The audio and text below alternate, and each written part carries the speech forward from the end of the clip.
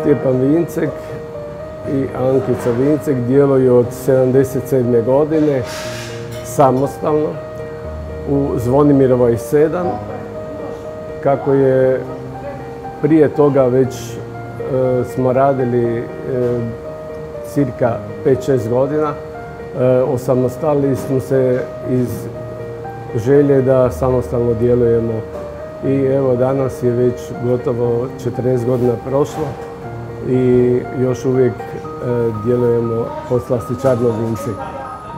Mislim da i dalje imamo perspektivu jer imamo djecu koja su ušla u poslovanje i mislim da možemo dalje djelovati u pozitivnom smislu i za grad Zagreb i Hrvatsku u dobrom smjeru.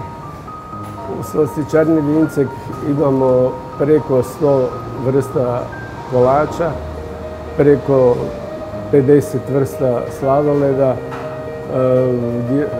radimo razne vrste čokolade, marcipana.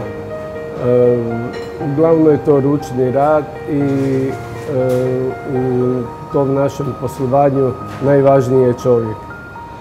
A specifični smo iz više razloga zato što držimo do tradicije, držimo do kvalitete i tako u tom duhu se stvaraju nove vrijednosti, novi proizvodi.